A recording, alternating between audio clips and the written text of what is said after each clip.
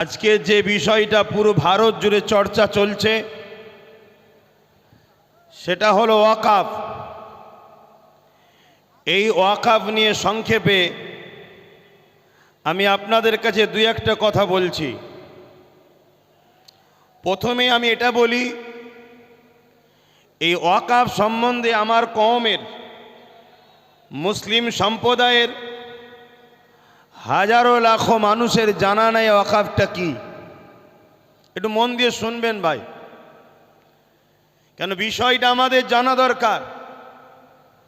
আমরা যদি না জানি, আগামী দিন নতুন করে আবার কিছু গাদ্দার ছদ্মবেশী মুনাফেক আসবে, আপনাদেরকে নতুন করে আবার নিলামে তোলা হবে, আবার ধোঁকা দেওয়া হবে, আবার বিক্রি করা হবে, আর আপনারা অতি সামান্য পয়সাতে বড় সহজে বিক্রি হয়ে যাবেন। এই জায়গা থেকে দাঁড়িয়ে যদি আপনারা রুখে না দাঁড়ান, টিপ যদি না ধরেন, আমি মনে করি এ কথা বলাটা আমার অপরাধ হবে না। আপনাদের পরের প্রজন্ম, নিউ জেনারেশন, ছেলে মেয়ে বাচ্চা যারা আছে, তারা আপনাদেরকে কখনো মাফ করবে না। এমন যেন মনে হবে যে এই বাচ্চা কোনো মুসলিম ঘরে জন্ম লিয়াটাই অপরাধ করে ফেলেছিল।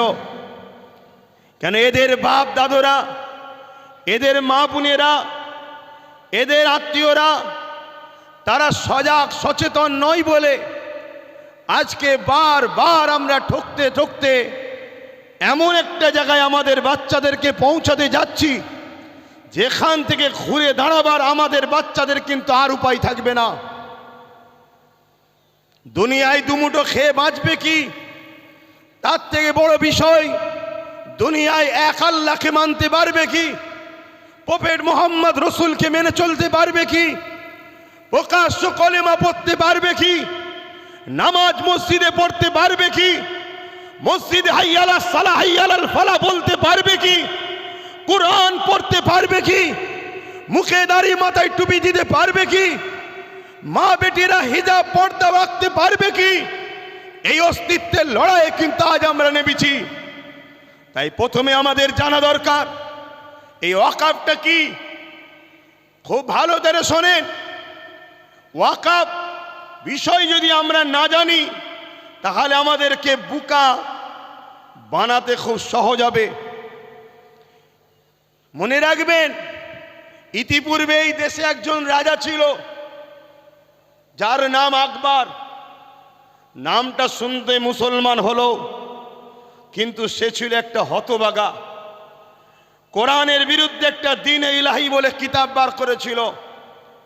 সে আকবর দেখেছিল আমি সবাইকে বোকা বানাতে পারলো, এই খেটে খাওয়া, এই লেবার শ্রেণী, মাথায় টুপি না থাকতে পারে, পরনায় জুব্বা না থাকতে পারে, মাদ্রাসার চৌকাঠে পা না দিতে পারে, কিন্তু এই মুসলিম সমাজকে কোরআনের বিরুদ্ধে নিয়ে যাওয়া এত সহজ ব্যাপার হবে না।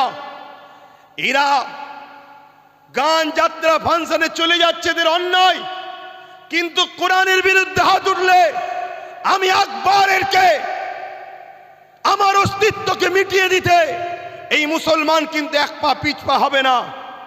তাই হতভাগা আকবর দ্বীন-ই ইলাহি ঘোষণার আগে বড় প্ল্যান মাফিক কোটি কোটি টাকা দিয়ে মুফতি খরিদ করেছে, মৌলানা খরিদ করেছে, পীর সাহেব খরিদ করেছে।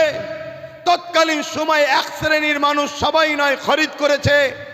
তাদের দ্বারা দিয়ে মুসলিম সমাজ যখনই অন্যায়ের বিরুদ্ধে দাঁড়াতে যায়, তখনই এই সকল ছদ্মবেশী আলেম উলামা, মুফতি, মৌলানাগুলোকে তাদের সামনে দাঁড় করিয়ে দেওয়া হয়। এরা তখন আকবরের পক্ষে বিভিন্ন দলিল খাটিয়ে আকবরের গদি টিকিয়ে বাঁচিয়ে রাখার ষড়যন্ত্র করেছে। কিন্তু এক মুজাহিদ দাঁড়িয়েছিল, হযরতে মুজাদ্দিদ আল-ফেসানি। তিনি কিন্তু আকবরের বিরুদ্ধে সংগ্রাম করলো এবং তিনার পক্ষে যারা হকপন্থী আলেম উলামা ছিল তিনারাও দাঁড়ালেন। সংখ্যা অল্প হতে পারে, কিন্তু মুজাদ্দিদ আল-ফেসানি ফতে হয়েছিলেন। আকবরের নাম নিশানা মিটে গেছে। আজও পৃথিবীর মানুষ কোটি কোটি আকবরের নাম নিশানা জানে না, তার আস্তানা কোথায়, তার দরগা কোথায়, তার কোথায় সমাধি জানে না, কিন্তু মুজাদ্দিদ আল-পেশানির কাছে কোটি কোটি মানুষ আজও ছুটে ছুটে যাচ্ছে। কেন? তিনি হকের পক্ষে ছিলেন। তো মনে রাখবেন, কেন্দ্রে যে সরকার আছে, আজকের এই জালিম, অত্যাচারী, স্বৈরাচারী, সংবিধান বিরোধী, দেশ বিরোধী, ভারতবাসী বিরোধী এই যে সরকার, এই সরকার হয়তো আগামী দিন হাজারো লাখো উলামাদেরকে খরিদ করে নেবে। তারা আপনাদের কাছে আসবে, বুঝাবে না কেন্দ্র সরকার তোমাদের ক্ষতি করছে না। তাই আমি জানাতে চাইছি, ওয়াকাফটা কি আগে জানুন। কয়েকটা পয়েন্ট আপনাদেরকে বলবো, এগুলো একটু ধৈর্য ধরে শুনতে হবে। কেননা 4টে বাজতে 5 মিনিট বাকি, আর হয়তো 10-15 মিনিট বক্তব্য হবে। আপনাদের ধৈর্য আছে তো নাকি? হাত তুলে বলুন, আছে তো নাকি? তবে আমি যারা এই ব্যবস্থা করেছে, যদি একটু প্ল্যান মাফিক করত, আমার মনে হয় আজকে বিজয়গঞ্জের বাজারের এই প্রোগ্রামটা একটা ঐতিহাসিক প্রোগ্রাম রূপ নিত। যেভাবে মানুষগুলো চতুর্দিকে ছড়িয়ে আছে, যদি সংগঠিতভাবে প্ল্যান মাফিক বসানো যেত, তাহলে এই প্রোগ্রামের সৌন্দর্য কিন্তু আরও বহিঃপ্রকাশ হতো। তো যাক, আমরা প্রোগ্রাম সুন্দর করে ভোট লুটতে আসিনি আজকে। কথা শুনছেন? আমরা এসেছি আমাদের নিউ জেনারেশন, আমাদের পরের প্রজন্মকে ধ্বংসের মুখে ঠেলে দিয়ে যেতে পারি না। একজন বাপ হিসাবে, একজন ভাই হিসাবে, একজন চাচা হিসাবে, একজন বন্ধু হিসাবে, একজন সন্তান হিসাবে আপনাদেরকে বুঝাতে এসেছি, ওয়াকাফ অফ করা, উৎসর্গ করা, মানুষ তার নিজের ব্যক্তিগত সম্পদকে খুশি করে আল্লাহর রাহে উৎসর্গ করে। এই উৎসর্গ করার অনেক কটা পদ্ধতি আছে। এই উৎসর্গ করা, দান করার অনেক পন্থা আছে। যেমন একটা হলো মৌখিক উৎসর্গ করা, হেবা করা, দান করা মৌখিক, যে আমার এই সম্পদ আমি বিজয়গঞ্জের ওই বাজার মসজিদকে আমি দান করে দিলাম। এই হেবা আজকের দিন পর্যন্ত ইসলাম শরিয়াতেও জায়েজ, এবং আমার দেশের সুপ্রিম কোর্ট পর্যন্ত রায় দিয়েছে মৌখিক হেবা চলবে। কেন্দ্র সরকার এই মৌখিক হেবার সম্পদগুলোকে ঝেড়ে নিবার একটা নতুন ষড়যন্ত্রের বীজ রোপণ করছে। কথা মাথায় ঢুকছে? সে বলবে কাগজ দেখাও, 800 বছরের মসজিদ কাগজ দেখাও, 900 বছরের মসজিদের কাগজ দেখাও, 1000 বছরের মসজিদের কাগজ দেখাও, চিরামান মসজিদ কেরলে 1400 বছর পুরাতন কাগজ দেখাও, কেরলে তার গুজরাটে 1300 বছরের মসজিদ কাগজ দেখাও। কথা মাথায় ঢুকছে? তাহলে হেবা করার, দান করার, অফ করার পদ্ধতি আছে। আমার কথা মাইকে বুঝছেন? একটু মন দিয়ে শুনুন, ধৈর্য ধরে। ব্যাপারটা না জানলে আপনাদের ইন্টারেস্ট আসবে না। আর ব্যাপার যদি জেনে যায়, আমার বিশ্বাস আমার কেন্দ্র সরকার যাকে গুরু বলে মানে, আমেরিকা ডোনাল্ড ট্রাম্পকেও নিয়ে এলো, ভারতের ইতিহাসে ওয়াকাফকে নিতে পারবে না, এটা চ্যালেঞ্জ দিয়ে যাচ্ছি আমি আপনাদের কাছে।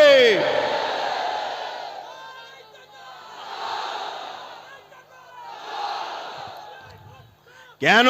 ডোনাল্ড ট্রাম্পও জানে এরা উলো খেরাদের বংশের উত্তরসূরি নয়, এরা খালেদ বিন ওয়ালিদের উত্তরসূরি, এরা মৌলা আলী শেরে খোদার উত্তরসূরি, এরা ওমর ফারুকের উত্তরসূরি।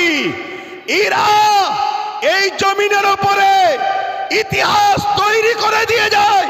কখনো এরা কারো কাছে মাথা নত করতে সেখানে সংখ্যা কম হতে পারে, অস্ত্র নাও থাকতে পারে, রাজপাওয়ার নাও থাকতে পারে। ব্রিটিশকে তাড়াবার পিছনে 90,000 প্লাসের মধ্যে 3 ভাগের 2 ভাগ আমাদের জান দিয়ে আছে।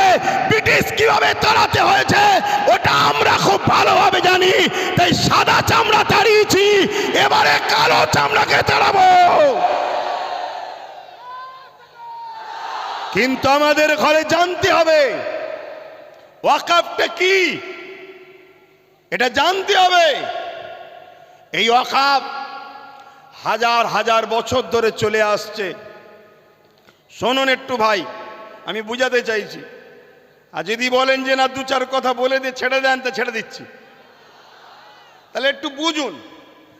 আমাদের হাজার হাজার বছরের পূর্বপুরুষরা মুসলিম সমাজের বিকাশের জন্য, মুসলিম জাতির উন্নতির জন্য তারা তাদের মেহনতের উপার্জনের অর্থ সম্পদকে আল্লাহর রাহে দান করেছে। সেই সম্পদ টোটাল ভারতবর্ষে অনেক খাতা কলমে পাওয়া গেছে 27 লক্ষ বিঘে সম্পদ। কত? 27 লক্ষ বিঘে সম্পদ, কম বেশি। এই সম্পদ কি কাজে লাগবে?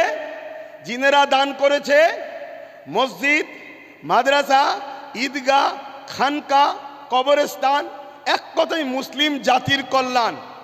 এটা কোনো অন্য কোনো সম্পদ নয়, এটা সম্পূর্ণ ধর্মীয় ও ব্যক্তিগত সম্পদ।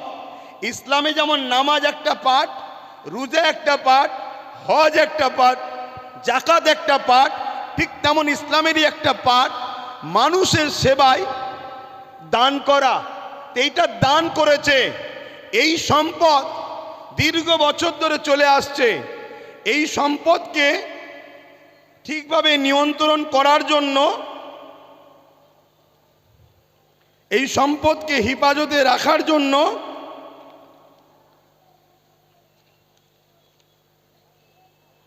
সর্বপ্রথম ভারতবর্ষে 1954 প্রথম একটা আইন তৈরি করা হয়।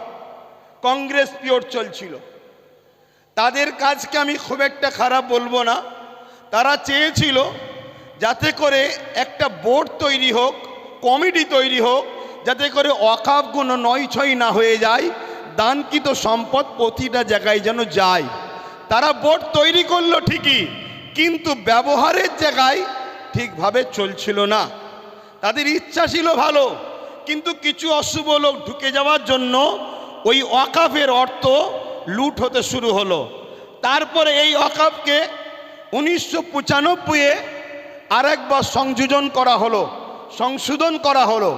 সেই সংশোধনে আরও সুন্দর করে যাতে করে এই ওয়াকফকে হেফাজত করা যায় তার জন্য ব্যবস্থা করা হলো।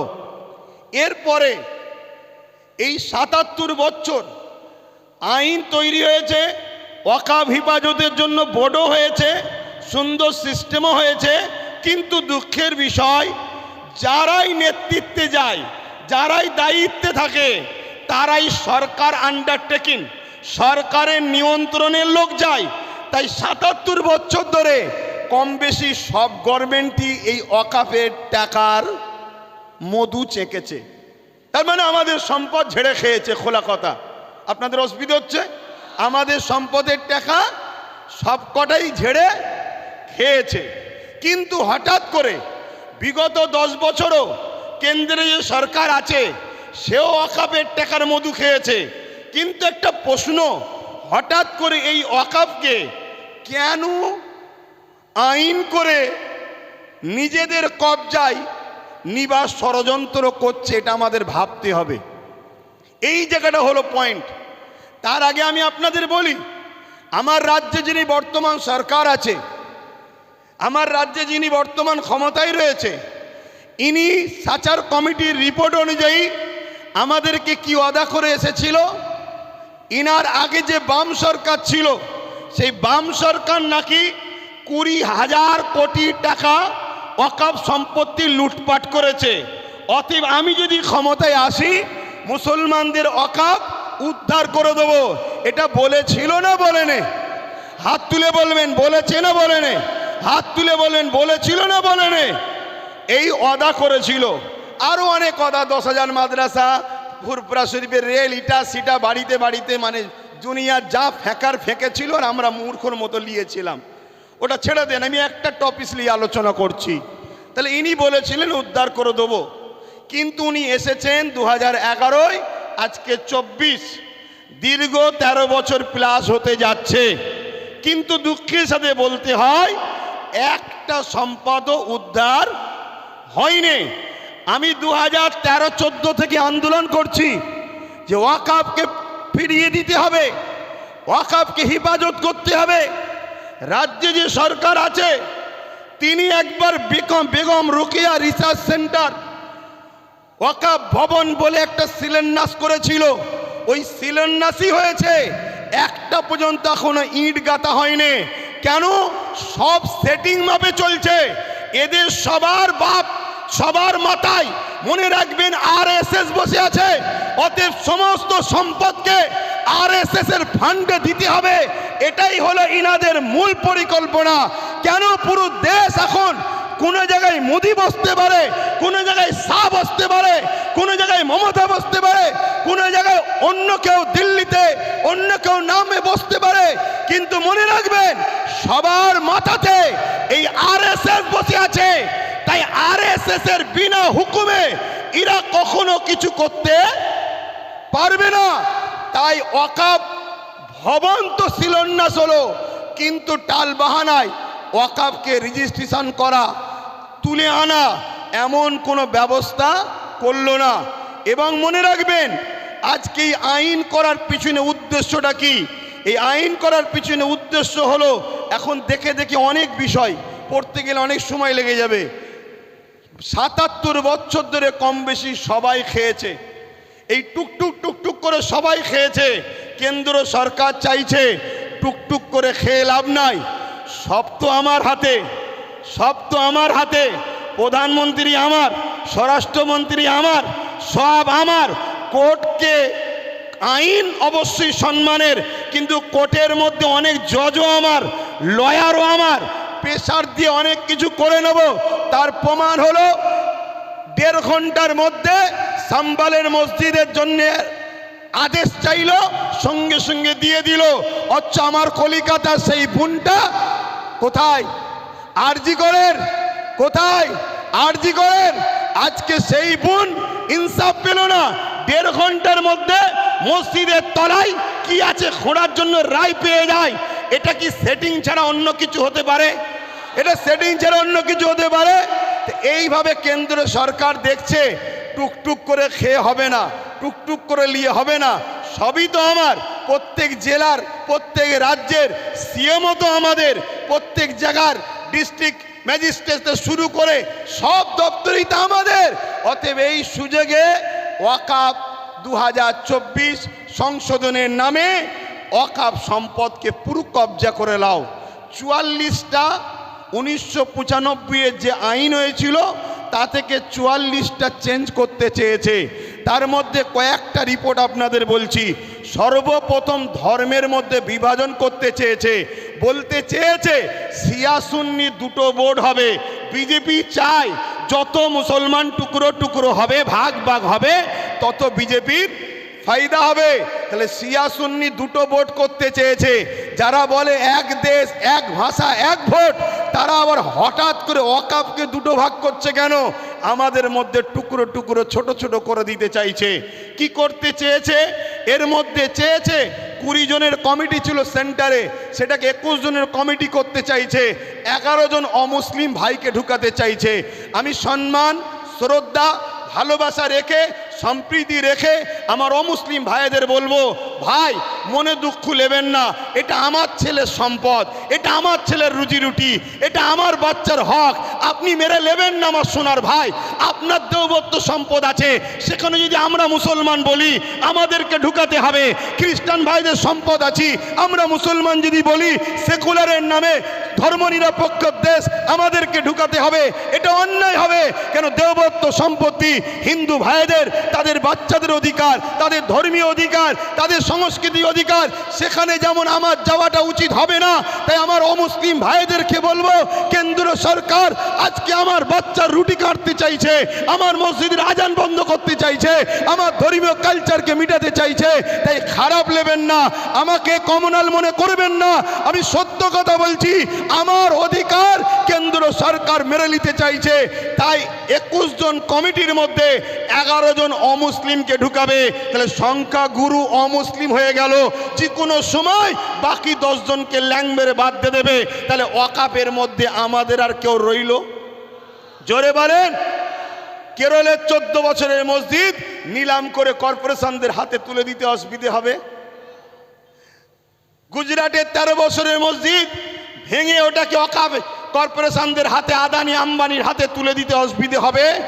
এভাবে স্বাধীনতার আগে যত ঐতিহাসিক মসজিদ মাদ্রাসা আছে, কবরস্থান আছে, সবগুলোকে মিটিয়ে দিতে চাইছে। কেন মিটাতে চাইছে? এটা প্রশ্ন তো। এক তো লোভ, অর্থ, টাকা, আমাদের ওপরে হিংসা, এগুলো তো ইত্যাদি। কিন্তু বাস্তবটা শুনুন, বাস্তব বলে এটাই, এনআরসি এনপিআর করে মুসলমানদের ধরে বিদেশি বলে তাড়াবার চেষ্টা করেছিল। আফগানিস্তান, পাকিস্তান, বাংলাদেশ বিভিন্ন রাজ্য থেকে অমুসলিম ভাইরা এলে তারা নাগরিকত্ব পাবে, মুসলমানরা পাবে না, এই বলে বিভাজন করতে চেয়েছিল। সেই জায়গায় আমি বলেছিলাম অবশ্যই দিন কোনো আপত্তি নাই, কেন আমি বুক ঠুকে জানি বাংলাদেশ থেকে কোনো মুসলমান ভারতে আসেনি, পাকিস্তান থেকে কোনো মুসলমান ভারতে আসেনি, আফগান থেকে কোনো মুসলমান ভারতে আসেনি। তাই আমাদের নাগরিকত্ব দিবার প্রয়োজন নয়। আমরা ছিলাম, আমরা আছি, আমরা যে এখানকার প্রমাণ দেবো কি করে? ওই যে কেরলের 1400 বছরের মসজিদ বলে দিচ্ছে 1400 বছর ধরে ভারতে মুসলমান ছিল, আজান ছিল, একামত ছিল, নামাজ ছিল। ওই যে গুজরাটের 1300 বছরের মসজিদ বলে দিচ্ছে ভারতবর্ষে মুসলমান ছিল 1300 বছর ধরে, আজান ছিল, নামাজ ছিল। তাই ঐতিহাসিক মসজিদগুলোকে বিরান করে, কবরগুলোকে বিটিয়ে দিয়ে এরা সমাজকে দেখাতে চাইছে মুসলমান এদেশে নতুন করে এসেছে, তবে তো এনআরপি করে, এনআরসি করে আমাদের তাড়াতে সুবিধা হবে। কথা বুঝছেন না, বোঝেন না? তাহলে একদিকে যেমন এটা আমার ধর্মকে মিটাবার ষড়যন্ত্র, অপর দিকে এর পিছনে পুরো ভারতের মুসলমানদের ঘরে নাগরিকহীন করে এদেরকে গণহত্যা করার একটা ষড়যন্ত্র চলছে। মনে রাখবেন, এই জায়গায় আমাদেরকে জীবনের শেষ নিঃশ্বাস দিয়ে হলেও আমাদের ওয়াকাফ, আমাদের মসজিদ, আমাদের মাদ্রাসা, আমাদের কবরস্থান, আমাদের ঐতিহ্য আমাদেরকে বাঁচাবার জন্য সংগ্রাম করে যেতে হবে। এতে আপনারা তৈরি আছেন না নাই বলুন? তৈরি আছেন তো নাকি? আর মনে রাখবেন, কেন্দ্রে আজকে যে সরকার আছে, কাল বেটা মরে যাবে, অন্যজন আসবে, পরশুদিন আবার কেউ চলে যাবে, অন্যজন আসবে। কত সরকার এসেছে, কত সরকার চলে গেছে, কত রাজ্য এসেছে, কত চলে গেছে। কিন্তু মনে রাখবেন, এ দেশের একটা সংবিধান আছে, এই সংবিধান আমাদের ছিল, আছে, থাকবে। সংবিধান বলছে 1947-এ সংবিধান জানিয়ে দিয়েছে ভারতবর্ষের যেটা মন্দির, মন্দির থাকবে, যেটা মসজিদ, মসজিদ থাকবে, যেটা গুরুদুয়ার, গুরুদুয়ার থাকবে, যেটা চার্চ, চার্চ থাকবে, যেটা সনাতন ভাইদের যা যেটা যেটা ছিল 1947 থেকে ওটাকে আর চেঞ্জ করা যাবে না, ওটা ওরকমই থাকবে। তাই এই আইনকে সামনে রেখে আমি বলতে বাধ্য হচ্ছি, কেন্দ্র সরকার শুধু ইসলাম মসজিদ মাদ্রাসার বিরুদ্ধে নয়, কেন্দ্র সরকার আমার দেশের সংবিধানের বিরোধী লেগেছে। অতএব সংবিধান আগে না কেন্দ্র সরকার আগে? জোরে বলেন, জোরে বলেন। তা সংবিধানকে বাঁচাবার স্বার্থে কেন্দ্র সরকারের বিরুদ্ধে আমাদেরকে বুকে তাজা খুন দিয়ে হলো লড়াই করতে কারা পারবেন? উঠে দাঁড়ান, উঠে দাঁড়ান। লড়াই করতে পারবেন আপনারা? লড়াই করতে পারবেন? লড়াই করতে পারবেন? তাহলে আজ থেকে অঙ্গীকার নেন, কেন্দ্র সরকারের পক্ষে কারো কথা এই বাংলার বুকে আমরা হতে দেব না। এতে আপনারা রাজি আছেন না নাই? রাজি আছেন না নাই? কেন? আমার দেশের সংবিধান, আমার দেশের সংবিধান আমার দেশের সংবিধানকে যে বুড়াগুল তুলবে, আমার দেশের সংবিধানের বিরুদ্ধে যে কথা বলবে, আমার দেশের সংবিধানকে যে মিটাতে চাইবে, আমরা তাকে মূল গোড়া থেকে মিটিয়ে দেওয়া রাজি আছেন। কেন অনেক কষ্ট করে এদের স্বাধীন হয়েছে। হাজারো মুসলমান, হাজারো হিন্দু, হাজারো আদিবাসী, হাজারো দলিত, হাজারো শিখ, পাঞ্জাবিদের রক্তের বিনিময়ে এদের স্বাধীন হয়েছে। অতএব সেই দেশের সংবিধানকে নিয়ে আজকে তুমি হতে পারো প্রাইম মিনিস্টার, কিন্তু তোমার অধিকার নয় আমার দেশের সংবিধানের উপর হাত দিতে পারে। ঠিক না বেটি? এখানে আর একটা ছোট্ট কথা বলবো। আজ গাড়ি বুঝাই করে করে সুলতানে হিন্দের দরবারে যান আপনারা। কি গো, জানতো নাকি? ছোট করে দেবো, টাইম কি হচ্ছে? শোনেন, অসুবিধা হচ্ছে আপনাদের। আমি আন্দোলনে নামিনি, নেমেছি যখন এর সাত শেষ দেখে ছাড়বো। কিন্তু আপনারা আছেন তো নাকি?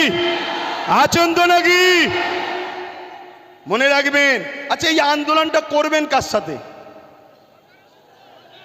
না, এই আন্দোলনে কাদেরকে সাথে নিয়ে আন্দোলন করবেন বলুন? কাদেরকে? বিগত ৭৭ বছর যারা ঝেড়ে খেয়েছে তাদের ঘরে? আরে খাওয়া তো শিখালো ৭৭ বছর ধরে তারা। একটা ছোট্ট কথা বলি শোনেন। পাড়ায় চোর পড়েছে, শুনছেন তো? পাড়ায় চোর পড়েছে, সবাই বলছে চোর ধরো, চোর ধরো, চোর ধরো। ওই ভিড়েতে চোরও ঢুকে যে বলছে চোর ধরো, চোর ধরো, চোর ধরো। শুনছেন না শোনেন রে? আমরা কতটা নসিব ফাটা দেখুন। আমাদের নিজেদের কর্মের জন্যে আমাদের সংখ্যালঘু মন্ত্রীকে, যে কিনা মুসলিম নয়, শুনছেন তো নাকি? আমাদের ওয়াকফ নিয়ে বিরোধী দল হয়ে নেতা হয়ে চিল্লাবে কে? যে কিনা মুসলমান নয়। আজকে বুকে হাত দিয়ে বলুন, আব্বাস সিদ্দিকীকে আজকে মনে পড়ছে না পড়েনি? আজকে বলুন। আমি বলেছিলাম চেয়ারের একটা পায়া দরকার, মনে পড়ছে? বলেছিলাম, মনে পড়ছে?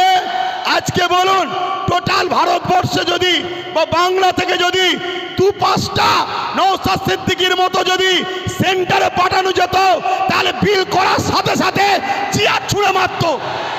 এখান থেকে সংবিধানের বিরুদ্ধে কথা বলছিস? কিন্তু আজ আমরা লোভে পড়ে গেলাম বা জালিমদের লুটারতে আমরা হেরে গেলাম। কিন্তু মনে রাখবেন, এই লড়াই অনেক দিনকারের। আগামী দিন অস্তিত্ব বাঁচাবার জন্য যেমন আমাদেরকে রাজপথে সংবিধানের অধিকার নিয়ে লড়াই করতে হবে, ঠিক তেমনি সংবিধানের অধিকার নিয়ে নিজেদেরকে বাঁচার জন্য, নিজেদের ওয়াকফ বাঁচাবার জন্য একটা চেয়ারের পায়ারও দরকার আছে না নাই? জোরে বলে আছে না নাই? মনে রাখবেন, তাই আমাদের ঘরে এখানেও দরকার, ওখানেও পাঠাতে হবে।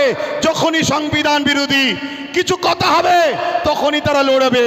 আজকে বলুন, আব্বাস সিদ্দিকী ভুল করেছিল। এই গত দুদিন আগে পার্লামেন্টে আমার পশ্চিম বাংলার বিধানসভায় ওয়াকফ নিয়ে আলোচনা হচ্ছিল। বড় বড় দাঁড়িয়ে রাখা মৌলী সাহেব কলকাতায় দাঁড়িয়ে বড় বড় ফুটানি দিচ্ছিল। ওর মধ্যে ঢুকে একটা ওয়াকফের পক্ষে কথা বলেনি, একটাও কথা বলেনি। আমি আপনাকে রিপোর্ট বলে যাচ্ছি। কেন? ও যদি কথা বলে পরের বারে টিকিট পাবে না, তাহলে এইরকম যদি মুনাফেক মুসলমান আমাদের মাথায় বসে থাকে, তাহলে আমাদেরকে লুটবে না তো কাদেরকে লুটবে? তাহলে এর জন্য আমাদের দোষ আছে না নাই? তাই আগামী দিন বাচ্চাদের ভবিষ্যতের স্বার্থে, কেন ওয়াকফ হলো সব থেকে বড় ইস্যু, এটা যদি মিটে যায় তোমাদের সব অস্তিত্ব মিটে যাবে। ওয়াকফ যখন থাকবে না, তুমি ভারতের স্বাধীনতার আগে দেশ ছিলে, প্রমাণ দেখাতে পারবে না। আরে তোমার মসজিদে থাকার পরও প্রমাণ দেখাতে পারছো না। তারপরে মনে রাখবে, তখন তোমাকে বলবে যদিও থাকে থাক, ভোটটা দিতে পারবে না। শুনছে না শোনেন না? এ বিরাট বড় নাটক, অনেক বড় চেঞ্জ চলছে। মনে রাখবেন, বিগত দিন যা বলেছি আজকে সেটা ঘটছে না ঘটেনি। আজকে যেটা বলছি, যদি ঘুমিয়ে থাকো, অগ্রাহ্য করো, তাহলে আগামী দিন কিন্তু কোনো ঘটবে। তখন কিন্তু আব্বাস সিদ্দিকী আর বলার জন্য থাকবে না। এটা বলে দিয়ে গেলাম। এ লড়াই আমাদের জীবন মরণের লড়াই, এ লড়াই আমাদের বাচ্চাদের লড়াই। মুসলমান আমার কওমের ভাইরা, ওঠাও, অন্য সমাজের মানুষের সঙ্গে ওয়াকাবলে নিজেরা বন্ধুর মতো আলোচনা করো, তাদেরকেও বুঝাও যে ভাই এ লড়াই কোনো হিন্দু মুসলমানের লড়াই নয়, এ লড়াই অন্য কোনো জাতি ধর্মের বিরুদ্ধে লড়াই নয়, এটা কেন্দ্র সরকার বিভাজন লাগাতে চাইছে। এ লড়াই আমার অধিকার, আমার যেটা গণতান্ত্রিক রাইট, আমার সংবিধানের রাইট, এই রাইটকে কেন্দ্র সরকার লুটছে, এটা মানুষকে বুঝাও। আজকে ছোট্ট একটা কথা বলি, আজকে আজমির শরীফে নাকি হিন্দু ভাইদের কোনো একটা বিশ্বাস, শিবলিঙ্গর কি ধর্মীয় একটা কিছু ব্যাপার আছে। আমি ভাই কারো ধর্ম নিয়ে বেশি কথা বলা পছন্দ করি না, এটা প্রেমের জিনিস। কিন্তু আমি আমার হিন্দু ভাই, সনাতনী ভাই শ্রদ্ধার সাথে জানাচ্ছি, বলুন তো ভাই, যখন খাজা গরিবে নওয়াজ হুজুরের রওজা তৈরি হয়, আজ থেকে প্রায় 800 বছর আগে আলাউদ্দিন খিলজি তখন ছিল, তখন তো হিন্দুস্তানে হাজারো লাখো হিন্দু ভাইয়েরা ছিল, আজমিরেও ছিল, কই তখন তো কেউ কথা তোলেনি যেটা আপনি শিবলিঙ্গর আমাদের তীর্থভূমি আছে সেটাকে ভেঙে কেন আপনি করলেন? তারপরে আরো অনেক হুকুমাতরা এসেছে, কই কখনো তো কোনো হিন্দু ভাই সনাতন ভাই আওয়াজ তোলেনি।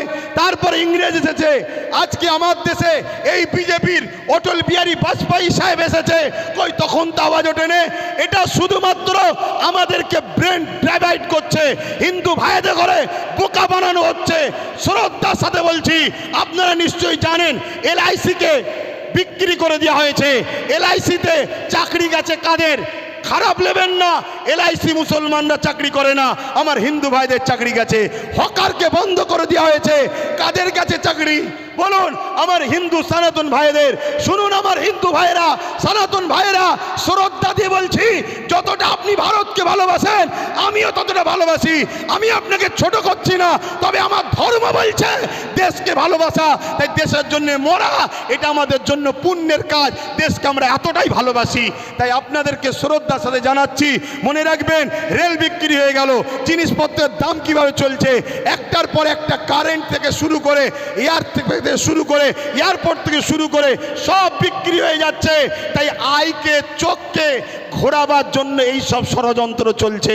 আসুন আমার সনাতন ভাই, আদিবাসী ভাই, দলিত ভাই, সাঁওতাল ভাই, শিখ ভাই, পাঞ্জাবি ভাই, ভারত আপনার, ভারত আমার, ভারত আপনার, ভারত আমার। আমি বলছি ভারত আপনার, আপনার আপনার আপনার, আমি আপনার ভাই, আমারও ভারত।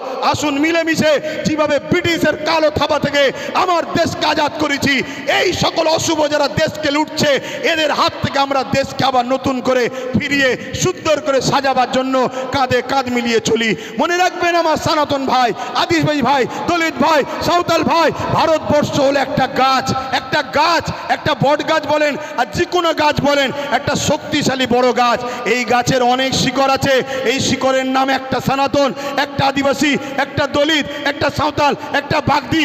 মনে রাখবেন আমার ভাইরা, একটা শিকড়ের নামও মুসলমান। যদি একটা শিকড় কাটে গাছ দুর্বল হবে, অর্থাৎ দেশ দুর্বল হবে। মনে রাখবেন আমরা কারো দয়াতে খাই না, আমরা খাই রাজ্জাক আল্লাহর দয়াতে খেয়ে থাকি। তো ভাইরা আমার, এখানে মনে রাখবেন আজকে সব ষড়যন্ত্র চলছে, এই ষড়যন্ত্র থেকে আমাদেরকে খুব বুঝে বুঝে পা ফেলতে হবে। তাহলে এই লড়াই হিন্দুদের বিরুদ্ধে নাকি আদিবাসী, সাঁওতাল, বাগদি, খ্রিস্টান না, কোনো ভারতীয়দের বিরুদ্ধে লড়াই নয়। এ লড়াই সংবিধানের পক্ষে, সংবিধান মিটানোকারী কেন্দ্র সরকারের বিরুদ্ধে আমাদের এই লড়াই, ঠিক না বেটি? আজকে রাজ্য সরকারকেও এখান থেকে বলি, রাজ্য সরকারকে এখান থেকে বলি, আপনাকে 35 বা 36টা MP দিয়েছে আমার সরল প্রাণ ভাইয়েরা, আমার সরল প্রাণ ভাইয়েরা ভালোবেসে দিয়েছে, ঠিক আছে, আপনাকে বিশ্বাস করেছে, এই বিশ্বাসের ন্যূনতম হকটা আদায় করুন। যদি আপনি বিশ্বাসের উপযুক্ত না হন, আগামী দিনে আপনার বামফ্রন্টের মতো অবস্থা হবে, সেটা পরের বিষয়, কিন্তু বিশ্বাসের উপযুক্ত হন। এই ভারতবর্ষে, এই বাংলায় 35 বা 36 না কটা 34টা MP দিয়েছে, 34টা। মনে রাখবেন বিল অকবার নিলে হবে না। অনেকে বলছেন অকবার নেবে না, অকবার নয়, যদি ক্ষমতা থাকে, যেভাবে দিদিমণি আসার সময় পার্লামেন্টে সংবিধান উল্টো ধরে চিল্লাচ্ছিল, দেখেন না, ছিঁড়াছিঁড়ি করছিল, ওই রকম ওখানে বক্সিং মারবেন ভেতরে। কথা বুঝছেন না, বোঝেন না? শেষবার চান্স দিচ্ছি, শেষবার চান্স দিচ্ছি। এই লড়াই সংবিধানকে বাঁচাবার লড়াই, শুধু মুসলমানদের লড়াই নয়, সংবিধানকে বাঁচাবার লড়াই। আপনি সংবিধানের স্বার্থে করেন, আমাদের ভালো যদি নাও চান, কমসে কম সংবিধানকে তো ভালোবাসেন, সংবিধানের স্বার্থে করেন। আরেকটা কথা রাজ্য সরকারকে বলে যায়, সেটা হলো এটাই, আপনার অনেক আইবি লোক আছে, পুলিশ বন্ধুরা রয়েছে, খবর আপনাদের কাছে চলে যাবে ঠিকই। শ্রদ্ধার সাথে বলছি, যে ওয়াদা করেছিলেন ওয়াকাফ ফিরিয়ে দাও, ফিরিয়ে দেব, এই ওয়াকাফকে ইমিডিয়েটলি ফিরিয়ে দেন। ওয়াকাফকে যারা দখল করেছে দখল মুক্ত করেন। এ কথা যখনই বলা হবে, রাজ্য সরকার কি বলে জানেন? যে ওইভাবে বোলডুজার আমি চালাতে পারবো না। কিন্তু আমরা দেখেছি এই রাজ্য সরকার গরিব হকারদের করে বোলডুজার চালিয়ে ভেঙেছে। দেখেছেন না, দেখেন না? তাহলে আমার হিন্দু ভাইয়েরা আদি সনাতন ভাইয়েরা, আমরা আপনাদের দুশ্মন নয়, মুদি দুশ্মনের নজর আপনাদের দেখাচ্ছে। চশমা খুলে ভাইয়ের নজরে দেখেন, আপনাদের জন্য আমার জান দিতে প্রস্তুত আছি আমরা, ঠিক না বে ঠিক গো? হ্যাঁ, আমার হিন্দু ভাইয়েরা আমাদের নয়, তাই বলে দিলাম। তবে মনে রাখবেন, যদি কেউ মনে করেন যে আজ মনে হয় মুসলমানরা ফেঁসে গেছে, এখানে সেন্টারে আমাদের, রাজ্যে আমাদের, সব জায়গায় আমাদের, তাহলে আমি বলবো সত্য এমন একটা জিনিস, পৃথিবীর সব মিথ্যা এক জায়গায় হয়েও সত্যকে মিটাতে পারে না। কিন্তু ইনসাফের স্বার্থে, ইনসানিয়াতের স্বার্থে বলে গেলাম। যাক, আমি সংক্ষেপ করছি, শেষ কথা আপনাদের কাছে বলি, আগামী দিল থেকে বলুন, এ লড়াই কি এখানে শেষ না চলবে? এই লড়াইয়ের দুটো পন্থা আছে। একটা পন্থা হলো সংবিধান অনুযায়ী, সংবিধান যেভাবে রাইট দিয়েছে, সংবিধানের বাইরে গিয়ে আমি তাহলে নাই, সংবিধান অনুযায়ী কলিকাতার রাজপথ ধরে এই আন্দোলন পুরো দরকার হয়, একেবারে যেভাবে দখল নিয়েছে ওভাবে দখল নিতে হয়, লিয়া হবে। ঠিক আছে না বেঠিক? কথা বলেন, দরকার আছে না নাই? তো মনে রাখবেন, এ লড়াই চলবে, কিন্তু সংবিধানের ডায়েরির মধ্যে থেকে, সংবিধানের আন্ডারে থেকে, সংবিধানের বাইরে গিয়ে নয়। আর একটা কথা বলি, আপনারা বোকার মতো ছুটবেন না। ওই জায়গায় বললাম, চোর ভিড়ে ঢুকে বলছে চোদ্দার। যারা আন্দোলন করছে বিগত দিন তাদেরকে দেখা গেছে, যারা ওয়াকাফ ঝেড়ে খায় তাদের মুখে মুখ দিয়ে গুজুর করেছে। আমার একটু ভাষা খারাপ ভাই, কারণ আমার ছেলে শুকিয়ে আছে, তো আমার ছেলে তো খেতে পাই না, আমি তো গার্জেন, আমার বাচ্চা শিক্ষা পাই না, আমার বাচ্চা গরিব, আমার বাচ্চা কলকাতায় হোস্টেল পাচ্ছে না, পড়তে পাচ্ছে না, অথচ কলকাতায় 33 খানা এতিমখানাকে দখল করে রেখেছে শাসক। 33 খানা এতিমখানা রয়েছে কলকাতায়, ভিআইপি জায়গা রয়েছে, ওই জায়গাগুলোতে সব বিভিন্ন প্রমোটিং হয়ে যাচ্ছে, কোটি টাকার লেনদেন হচ্ছে রাজ ক্ষমতার জোরে। এমনি বলিনি যে রাজ ক্ষমতা দরকার, আরে আব্বাস সিদ্দিকী আসবে না, ওই নওশাদকে দিয়েছে, ওটাই থাকবে তোদের সাথে।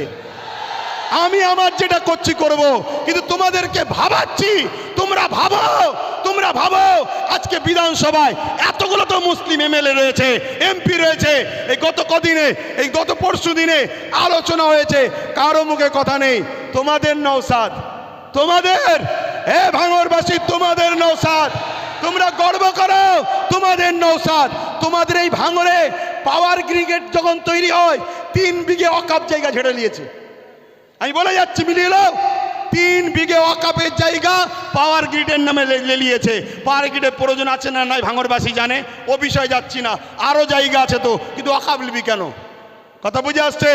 আমি একটা ছোট্ট কথা বলবো, অনেকে বলতে পারে নওশাদ কি করলো, আমি একটা কথা বলবো, ওর আমি বড়, আমার ধর্মীয় হিসাব অনুযায়ী ও আমার জুতো ঘুরিয়ে দিতে হবে, ওর বড় ভাই আমি, সম্মানের দিকে। কথা বুঝে আসছে? আমি ওর নাম করতেছি না। আমি একটা ছোট্ট কথা বলবো, ভাঙড়ে এয়ারপোর্টের নামে জমি নিতে গেছিলো, জানেন তো? নিতে পেরেছে? এটা তোমরাই তোমাদের নিজেদের তকদিরকে, আল্লাহর হুকুম তো বটে, করেছো ভালো। কি যদি ও না থাকতো, অন্য কেউ থাকলে একদিন সই করে জমিলে লাখ হাজার মুসলমানদের ঘরে উচ্ছেদ হয়ে যেত। কথা মাথায় ঢুকছে? কিন্তু ওই নেশার ঘোর এখনো কাটেনি। শুধু একটাই করো, যেখানে মুসলমান গ্রুপ বেশি হয়, কেস দিয়ে তুলে দাও, নাই ভোটাভুটিতে ভাগ করে দাও, আর না হয় জমি অধিগ্রহণ নামে কেড়ে নাও। তো ভাই আমি আর কথা বাড়াবো না। তা আগামী দিন আপনারা আমার সাথে আছেন তো নাকি? কথা বলুন, আছেন তো নাকি? একেবারে সত্য হাত তো এটা, একদম কোনো ধোকা নয় তো। অনেক কষ্ট করে যেতে হবে, গাঁটের পয়সা খরচ করে। সরকার নয়, আমি সরকারি ফান্ড নেই, সরকার নয় সরকারি ফান্ড নেই। আর আমাকে পিছন থেকে সরকারও দেয়নি যে আব্বাস তুমি একটু নেমে যাও। আমাকে বলুনি, শুধু ওইদিকে বলো না, আটানা যে খাবে সেও চোর, 1 টাকা যে খাবে সেও চোর। কথা বুঝে আসছে না নাই? তো সেই জায়গায় হাত নামান। আগামী দিন ভাই আমার সবাইকে একটু সংগঠিত হতে হবে। মা বোনেদের ঘরে বাড়ি বাড়ি গিয়ে শোনাবেন যে ওয়াকফ আমাদের বাঁচাতে গেলে গণতান্ত্রিক প্রক্রিয়ার সংগ্রাম যেমন, আর একটা হলো কি, লাঠি তৈরি করতে হবে। লাঠি বোঝেন না? হ্যাঁ, যেখানে বিল হচ্ছে সেখানে যদি আপনার লোক থাকে, বিল ধরে ছিঁড়ে ফেলবে। বেশি কথা বললে চেয়ারের উল্টো দিক দিয়ে দেবে। হয় দরকার আছে না নাই? হ্যাঁ, কেন তুমি সংবিধান বিরোধী কাজ করছো? এর জন্যে লোক দরকার আছে। আর এই ত্যাগ স্বীকার করতে আপনাদের ঘরে একটা জিনিস করতে হবে কি, নিজেদের মধ্যে আমি বড় হব, আমি বড় হব, আমি বড় হবে স্বপ্ন ছাড়তে হবে। নিজের বাচ্চার ভবিষ্যতের জন্য আসো, সব কিছু কুরবান করো, লোভ লালসা কুরবান করো, চিটিংবাজি ধোকাবাজি কুরবান করো। 2-4টে গাদ্দারি করেছে বলে চিন্তা করনি। মনে রাখবে, ও গাদ্দারদের চিন্তা করার দরকার নেই। আল্লাহ যেটা করে ভালোর জন্য করে, পচা ঝাঁজ বেরিয়ে যায় ভালো, কারো জন্য কোনো কিছু আটকায় না। তো যাক, কেন্দ্র সরকারের বিরুদ্ধে আমাদের এই সংগ্রাম আজ থেকে শুরু হলো 6 ডিসেম্বর, আগামী দিন চলতে থাকবে। শেষ কথা আবার বলি, বাবরি মসজিদ ইনশাল্লাহ, বাবরি মসজিদ ইনশাল্লাহ, বাবরি মসজিদ ইনশাল্লাহ, বাবরি মসজিদ ইনশাল্লাহ। হাত লম্বা করে তুলে বলুন, হবে ইনশাল্লাহ, ইনশাল্লাহ। নারে দিবে, আরো দিল খুলে নারে দিবে, নারে দিবে। লব্বাইক ইয়া রাসূলুল্লাহ, লব্বাইক ইয়া রাসূলুল্লাহ। ভারতবর্ষ, ভারতবর্ষ, ভারতবাসীর ঐক্য, ভারতবাসীর ঐক্য, ভারতবর্ষের সংবিধান নারে দিবেন। পুলিশ বন্ধুদের সঙ্গে আমাদের কোনো রাগ নেই, তারা আমাদের বন্ধু, তারা আমাদের বন্ধু। কিন্তু অশুভ লোকের হাতে ক্ষমতা চলে যাওয়ার জন্য পুলিশ বন্ধুরা বাধ্য হয় পরিবার, চাকরি, নিজের জানের হেফাজতের জন্য আমাদের উপরে লাঠিচার্জ করতে বাধ্য হয়। কথা বুঝে আসছে? তারা আমাদের বন্ধু, তারা কখনো চায় না, তারও তো ঘরে মা বোন বউ বাচ্চা আছে, তারাও তো একটা বদদুয়ার কথা মনে করে যে হাই লেগে গেলে, বদদুয়া লেগে গেলে শেষ হয়ে যাবে, আমার ছেলের ক্যান্সার হয়ে গেলে কি হবে। তাই তারা জুলুম করতে চায় না, কিন্তু বদমাইশ লোকের হাতে ক্ষমতা চলে যাওয়ার জন্য বদমাইশি করছে। কথা বুঝে আসছে? তো যাক, চিন্তা করার কিছু নেই। আমি এখানে সংক্ষেপ করছি, আস্তে আস্তে ঘরে যাবেন, আস্তে আস্তে ঘরে যাবেন। মনে রাখবেন, এ দেশ আমাদের ছিল, আছে, থাকবে। সংবিধান ছিল, আছে, থাকবে। সরকার আছে, পড়ে যাবে। কেন্দ্র সরকার যেটা করছে অন্যায় করছে। আসুন ছোট